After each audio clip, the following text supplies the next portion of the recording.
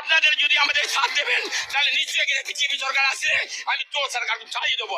কেন আপনাদেরকে রামের কসম দিচ্ছি, মা ভারতের কসম দিচ্ছি, ভারত মাতারই কসম দিচ্ছি, আপনারা ভোট দেবেন ভারতীয় জনতা পার্টিকে। ভারতীয় জনতা পার্টি 26-এ নিয়ে আসুন, একে আমরা থাকতে পারছি। শুনলে তো কি বলছে, শুনলে একজন মুসলমান ব্যক্তি ইনি কি বলছেন যে তোমাদের বা হিন্দুদের বলছে রামের কসম দিচ্ছি তোমরা কিন্তু এবারে বিজেপিকে ভোট দেবে। তো তারা এই কথাটা কেন বলছে এটা তো সবাই জানতে চাইবে না, যে কেন বলছে এরকম কথা। তার কারণ হচ্ছে যে এই মুসলমানদের থেকে যে সাপোর্টটা আগে তৃণমূল পেত এখন কিন্তু অনেকটাই কমে গেছে। ঠিক আছে, তো সবার আগে তোমাদের জানিয়ে রাখি এই ব্যক্তির নাম কি। এনার নাম হচ্ছে শাহ আলম। এনার ভিডিওটা আমি তোমাদেরকে দেখাবো, তাছাড়া আরো একজন মুসলমান ব্যক্তির ভিডিও তোমাদেরকে দেখাবো। তারা কি বলছে তোমরা শুনলে অবাক হয়ে যাবে। যে মুসলমানরা একটা সময় তৃণমূলকে অন্ধভক্তের মতো সাপোর্ট করতো, এখনো অনেক মুসলমান তোমরা দেখবে যে তৃণমূলকে প্রচুর সাপোর্ট করে, ফুল সাপোর্ট করে। কিন্তু এখন দেখতে পাচ্ছি সাপোর্টের পরিমাণটা অনেকটাই কমে গেছে। আইএসএফ এর সেখানে যে ভাঙড়ে যেখানে আইএসএফ এর আছে মানে অস্তিত্ব, সেখানে তোমরা দেখবে সেখানেও মুসলমানদের মানুষেরা এই তৃণমূলকে নানা রকম কথাবার্তা এখন বলছে। মমতা ব্যানার্জিকে নিয়েও নানা রকম কথাবার্তা বলছে। তাছাড়া এই যে ব্যক্তি ইনিও কিন্তু বলছেন যে বিজেপিকে আনতে হবে যদি এরা বাঁচতে চায় তাহলে। তো তাহলে তোমাদেরকে প্রথমে পুরো বক্তব্যটা শোনাই, তারপর আমরা এটা নিয়ে বিশ্লেষণ করব। তাহলে মানে হয় যে এনার হাতের কিছু নেই, ইনি পাগল হয়েছে। এরা পুরো টিম, শুনুন, পুরো টিম টিএমসি টিম পুরো 2 নম্বর পেশা খেয়ে খেয়ে পাগল হয়েছে, আর মাথা কাজ করছে না। একটা মুখ্যমন্ত্রী যখন ইলেকশন হয় তখন কি বলে, একটা মুখ্য আমার নিজের মেয়েকে চায়, এবার লিখবে কি নিজের মেয়েকে চায়, পাশে লিখবে কি বাকি মেয়ে, এটা লিখবে নিজের মেয়েকে চায়, পাশে লিখবে পাশে। এইটা আছে এখানে, মেয়ের কথা বলুন, এখানে কে আছে? কোনো সেফ নেই, মানুষ বলো ছেলে বলো কোনো সেফ নেই। একটা জিনিস এখানে আছে, 2 নম্বর কাজ করতে আপনার সহজ আছে, আপনি ওয়েস্ট বেঙ্গল চলে আসুন কাজ করুন।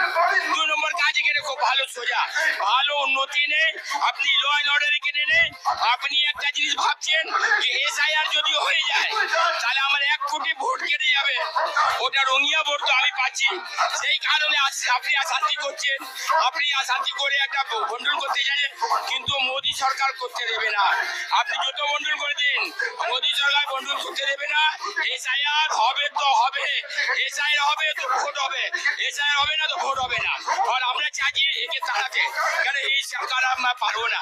36 সাল উনি লুটেছে, 15 সালে আবার এসেছি, তাহলে আমরা জীবনটা শেষ হয়েছে, আমাদের নাতি আমাদের ছেলে জীবনটা শেষ করবে এরা, এরা করে দিচ্ছে। এই এটা লজ্জার ব্যাপার, এটা লজ্জার ব্যাপার।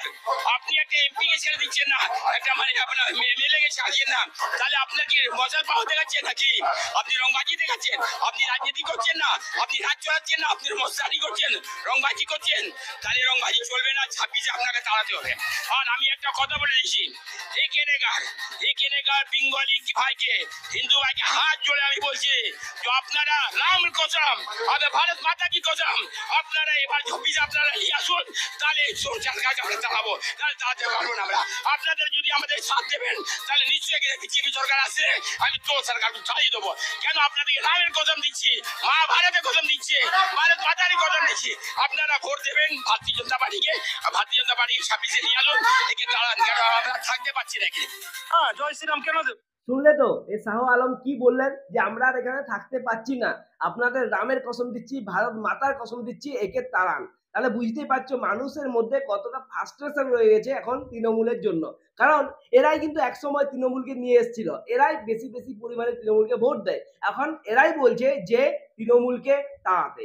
তো তোমাদের কি এই ঘটনাটা শুনে কি মনে হচ্ছে অবশ্যই তোমরা কমেন্ট করে জানাও। আর একজন মুসলমান ব্যক্তি আছে, ইনি কি বলছেন সেটাও আমি তোমাদেরকে শোনাবো। তার আগে বলে রাখি, ইনি যে কথাগুলো বললেন যে এখন নারী সুরক্ষা কোথায়, এটা সত্যিই তো আমরা একের পর এক নারীদের উপর অত্যাচারের ঘটনার খবর শুনতে পাচ্ছি, দেখতে পাচ্ছি।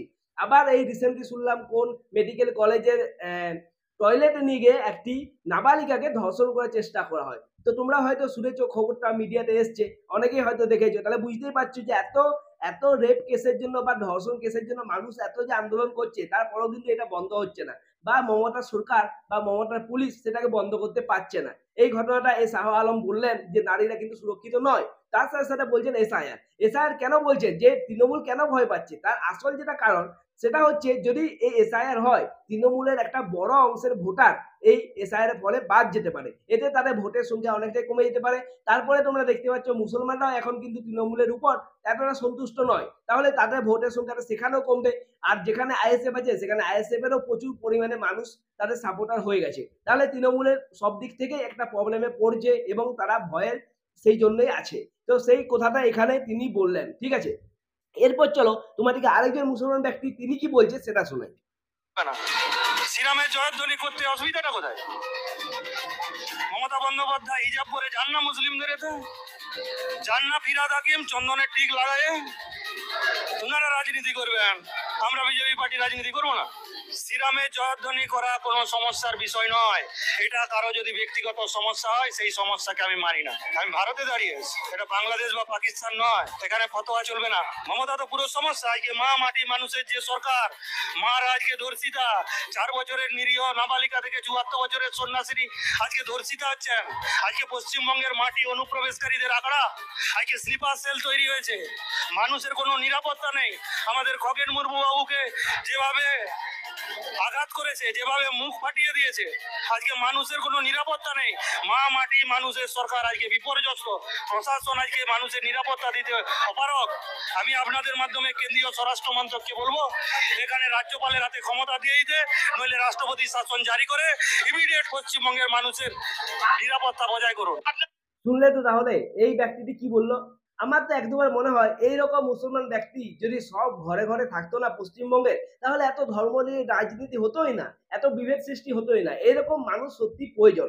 আর এটা দেখে তোমরা দেখো অবাক হবে, কারণ অনেকেই বলে যে এই মুসলমানরা নাকি শুধু তৃণমূলকে ভোট করে, কিন্তু এই কথাটা কতটা ভুল সেটা প্রমাণ হচ্ছে এটাই, কারণ এরা কিন্তু বিজেপিতে আছে, ঠিক আছে, দেখছো তো। আর এদের কথা শুনছো যে শ্রীরামের নাম করতে দোষটা কোথায়?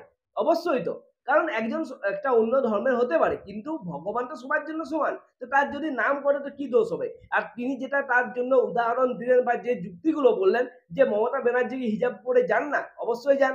ফিরহাদ হাকিম কি চন্দনের টিকা নেন না? অবশ্যই নেই। আমরা এই রিসেন্টলি ভাইফোঁটাটাও দেখেছি, ভাইফোঁটা নিচ্ছিলেন তিনি। তো এই সমস্ত হিন্দু যে সমস্ত ধর্ম আচরণগুলো আছে তারা তো অনেক ক্ষেত্রে পালন করে, তারা রাজনীতি বলে কি তাদের জন্য ছাড় হয়ে যাবে? এমন তো কোনো কথা নয়। তো তাহলে এরা এই কথাটা বলছে যে শ্রীরামের নাম করতে অসুবিধাটা কোথায়, দোষটা কোথায়, ঠিক আছে।